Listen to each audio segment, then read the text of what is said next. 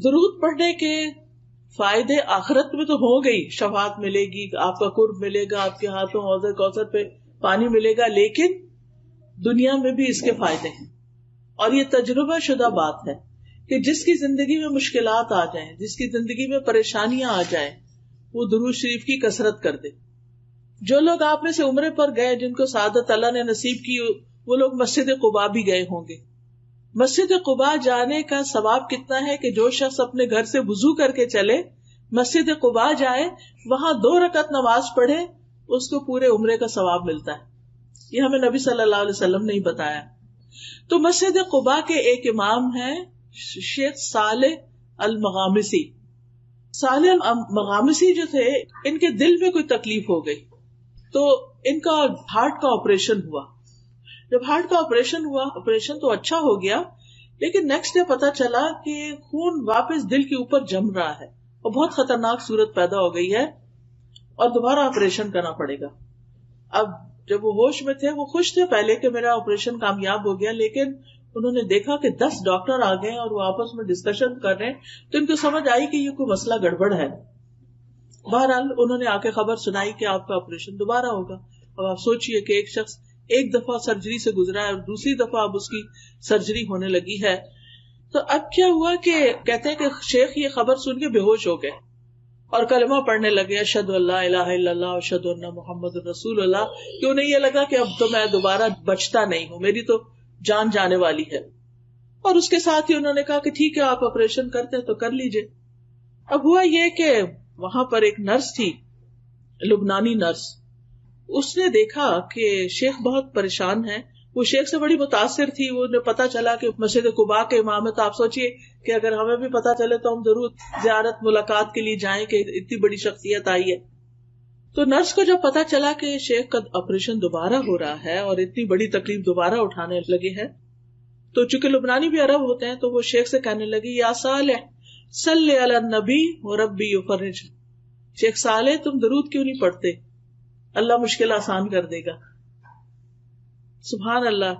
شیخ نے اسی وقت شروع کر دیا، اللہم صلی علی محمد وعلی آل محمد، اللہم صلی علی محمد وعلی آل محمد، پڑھنا شروع کر دیا. شیخ اپنا یہ قصہ خود سناتے ہیں صحیح ہونے کے بعد، قسم اٹھا کے کہ کوئی چیز اندر تبدیل ہو گئی. یہ درود پڑھ رہے تھے اور کوئی چیز اندر تبدیل ہو گئی. ہر جو میرے آپریشن کے لیے سارا تیاری کر کے رکھی ہوئی تھی وہ دھری کی دھری رہ گئی.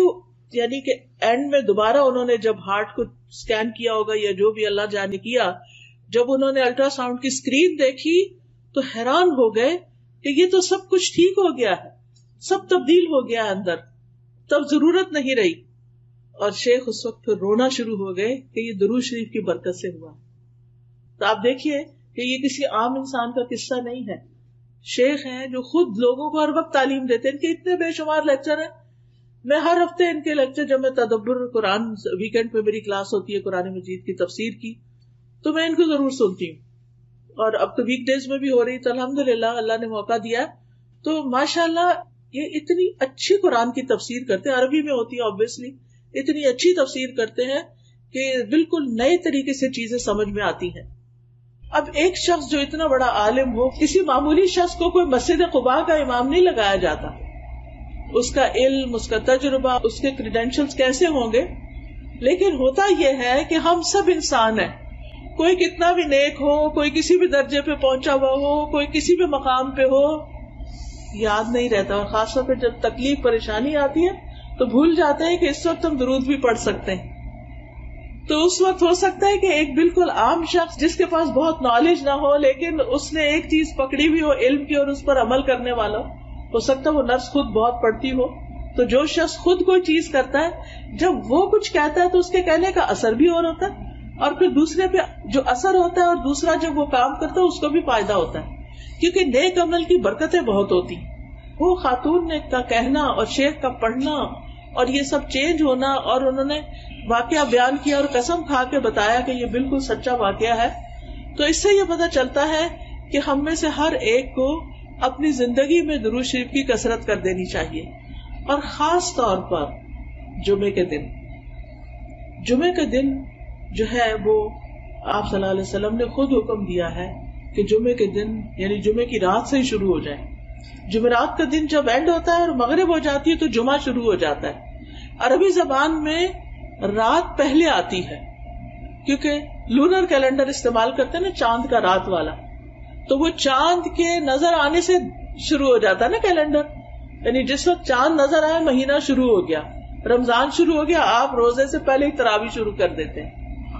لیکن جو دوسرا کیلنڈر ہے ہمارا شمسی کیلنڈر، چونکہ ہم سورج کے ساتھ وہ سب کرتے ہیں تو وہ ہمارا دن سے کیلنڈر شروع ہوتا ہے، ان کا رات سے شروع ہوتا ہے. تو جتنا بھی عربی میں رات کا ذکر پہلے آتا ہے. تو جب رات ہو جائے یعنی کہ جمعرات ختم ہو اور جمعے کی رات شروع ہو جائے تو درود کی کثرت شروع کر دیا کریں. اللہ ہم سب کو توفیق عطا فرمائے، کیونکہ نبی صلی اللہ علیہ وسلم کا نام سنتے ہی ہمیں پڑھنا چاہیے، نماز میں پڑھنا چاہیے، دعا سے پہلے پڑھنا چاہیے، کسی مجلس میں بیٹھے ہو تو پڑھنا چاہیے. رسول اللہ صلی اللہ علیہ وسلم نے فرمایا جو لوگ کسی جگہ پر مجلس کریں، یعنی کوئی سوشل گیدرنگ بھی ہے لیکن اس میں اللہ کا ذکر نہ کریں اور نہ اپنے نبی پر درود بھیجیں تو وہ ان کے لیے نقصان کا باعث ہوگی. اللہ چاہے تو اس میں اگر کوئی ایسی چیز ہوئی تو اس پہ انہیں پکڑ سکتا ہے، چاہے تو انہیں بخش بھی دے. اسی طرح جو لوگ کسی مجلس میں بیٹھیں اور وہاں وہ اللہ کا ذکر نہ کریں اور درود نہ پڑھیں تو وہ مجلس قیامت کے دن ان کے لیے حسرت کا باعث ہوگی.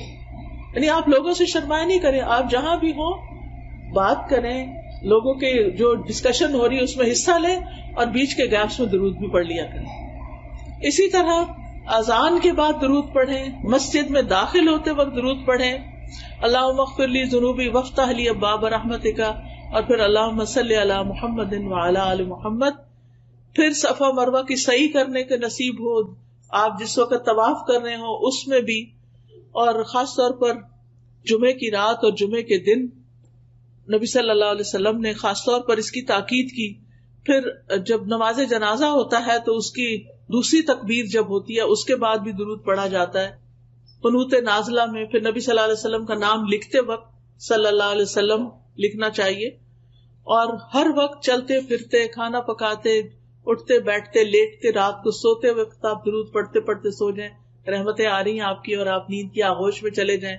کچھ لوگوں کو انسومنیا ہوتا ہے تو اس کا ایک بڑا اچھا یہ طریقہ ہے کہ آپ درود پڑھنا شروع کر دیں، تسبیح کرنا شروع کر دیں. اور اسی طرح ایک نسخہ کسی نے بتایا تھا کہ سورۃ کہف میں آتا ہے نا کہ جب وہ کہف میں جو لیٹے ہوئے تھے وہ سو گئے تھے، وَتَحْسَبُهُمْ أَيْقَاظًا وَهُمْ رُقُودٌ، یہ اگر آپ پڑھنا شروع کریں تو نیند آ جاتی ہے. یعنی کچھ لوگوں کو نیند نہ آنے کا پرابلم ہوتا ہے نا، ویسے نیند آ رہی ہے جو ہی لیٹیں گے نیند غائب. تو درود شریف لمبے سے لمبا بھی آپ پڑھ سکتے ہیں جس کو درود ابراہیمی کہتے ہیں، اور چھوٹے سے چھوٹا بھی پڑھ سکتے ہیں. صلی اللہ علیہ وسلم، اللہم صلی علی محمد، اللہم صلی علی محمد وعلی آل محمد، اللہم صلی علی محمد النبی الامی وعلی آل محمد. اور آل کا ذکر اس لیے کرتے ہیں کیونکہ آپ کی آل اولاد نے، آپ کی ازواج، آپ کی ذریت، انہوں نے بھی نبی صلی اللہ علیہ وسلم کے ساتھ دین کے لیے بہت سی قربانیاں کی ہیں، تو ان کا بھی حق بنتا ہے کہ ان کو بھی ساتھ دعاؤں میں شریک رکھا جائے. اور پھر آپ دیکھیے کہ نبی صلی اللہ علیہ وسلم پر سلام بھی بھیجنا چاہیے، اور یہ ہم خاص طور پر جب التحیات پڑھتے ہیں تو اس میں سلام آتا ہے، السلام علیکہ ایھا النبی ورحمۃ اللہ وبرکاتہ، السلام علینا وعلی عباد اللہ الصالحین. اور جب ہم اللہم صلی وسلم کہتے ہیں نا، سلم، تو یہ سلام ہوتا ہے. تو یہ والا درود جب آپ پڑھتے ہیں نا، اللہم صلی وسلم وبارک علی نبینا محمد، تو یہ بہت جامع سے الفاظ ہیں اور اس میں درود اور سلام سبھی کچھ آ جاتا ہے. فرشتے ہمارا سلام بھی نبی صلی اللہ علیہ وسلم کو پہنچا دیتے ہیں. تو بہرحال کرنے کا کام یہ ہے کہ ہمیں نبی صلی اللہ علیہ وسلم پر کثرت سے درود و سلام پڑھنا چاہیے، خصوصاً جمعے کے دن، اور پھر دعائیں مانگنے سے پہلے، اور پھر غم، دکھ، ڈپریشن، پریشانی، ان چیزوں سے بچنے کے لیے، بچوں کی ہدایت اور اصلاح کے لیے، اور اللہ تعالیٰ کی فوری رحمت حاصل کرنے کے لیے آذان سننے کے بعد. اور پھر یہ ہے کہ جو درود آپ نے خود پڑھا اور ہمیں سکھایا اس کو پریفرنس دیں، اس کو فضیلت دیں. بعض لوگ وہ درود نہیں پڑھتے، اپنے خود سے بنائے ہوئے جو ہیں ان کے پیچھے لگ جاتے ہیں اور ان کی خود ہی فضیلت بنا لیتے ہیں.